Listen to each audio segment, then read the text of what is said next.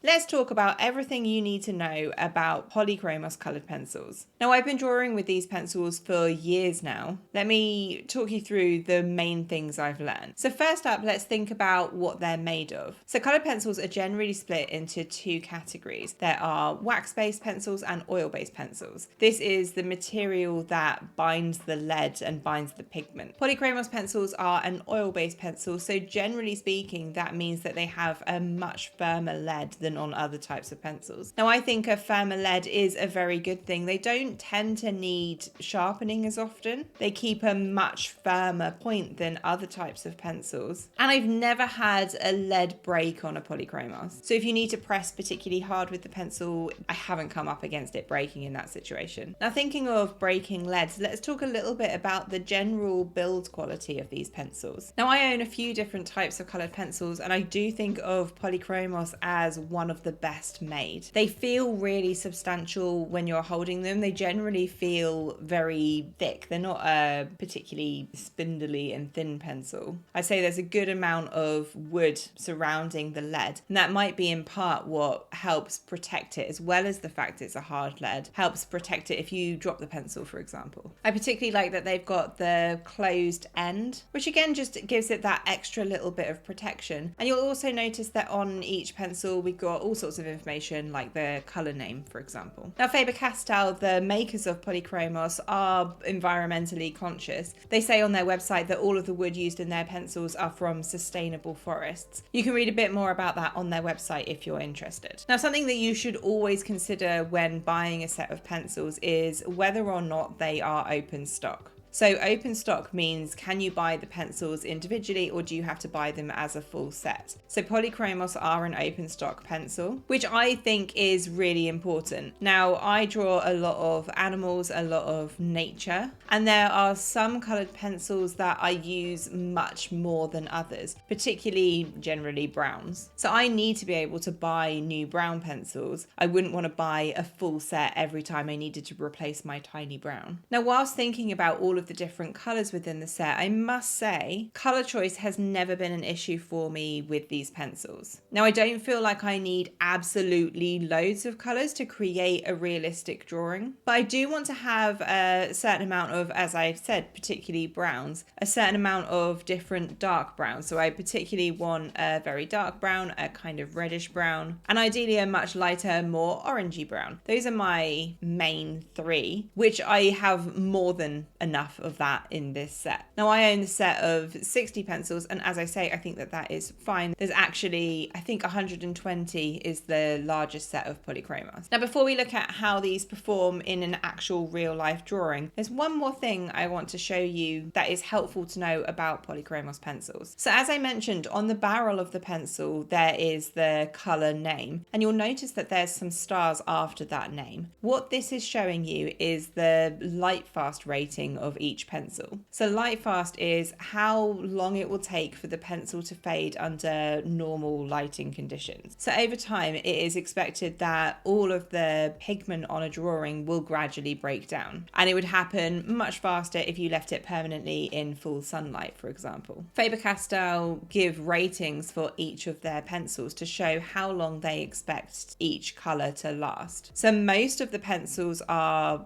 3 stars. That is that they expect them to last at least 100 years. 2 stars is at least 50 years, and 1 star is less than 50. And almost all of their pencils are 3 stars. So they are brilliant pencils in terms of how light fast they are. So if you want to sell drawings that you create with these pencils, these are a great choice. Now, whenever working with any coloured pencils, you always want to build up the colour by layering. Layering is where you build the pencil up one light layer at a time to essentially mix colours together. And I kind of think with Polychromos, they don't so much mix together as the colours kind of sit on top of each other. So if you've ever drawn with a wax-based pencil, because there's so much just waxier, the colour does kind of actually blend and mix together. But because the Polychromos are much more kind of solid, I think the colours kind of sit on top of each other. So if you look really closely at a Polychromos drawing, it's almost like you can see the separate layers. But when you you take a step back, they do all blend together. Now, I don't know, this may sound like a bad thing, but I don't think it is. I think that it really gives you a lot of freedom when mixing the colours together. It's just so easy to layer the colours with Polychromos. Now, let's think a little bit about adding texture with Polychromos. So if I want to draw, for example, an animal and I want to build up all of that fur texture, again, these are great pencils specifically for that purpose. As I mentioned earlier, where the lead is such a hard lead, it means that building up that texture, adding these little light flicks with fur, I don't need to sharpen very often, and the pencil keeps a point really, really well. So for adding in fine detail, because of that sharp point, it is so easy. Generally speaking, if I wanted to draw detail, Polychromos would be my go-to pencil to do that. That said, there are some colored pencil techniques that I don't think work anywhere near as well with Polychromos. Now, the number one method that comes to mind is using a craft knife. So sometimes if I'm drawing, again, an animal, for example, and I want to add in a lot of little light hairs where I've drawn in a darker patch of hairs, I would use a craft knife, and I can gently scrape away the top last layers of pencil to reveal the underneath layers. This works really well with a wax-based pencil, but I don't really find it does a huge amount of anything with Polychromos. I think because the pencil isn't waxy, because it's so solid, it's just on there and it's not easy to scrape any of it back off. So that's certainly something to bear in mind if you're wanting to use these pencils with that technique. That said, I think that's the only real technique that I probably wouldn't use with Polychromos pencils. Now let's think a little bit about what's called burnishing. This is where once you've built up all of the layers of pencil, if you want to give a final little blend together, you can go in really hard with a nice and generally light pencil to smooth out the color and mix it all together. And again, I think that this does work well with these pencils, but it is very different to a wax-based pencil. With a wax-based pencil, if you were to put the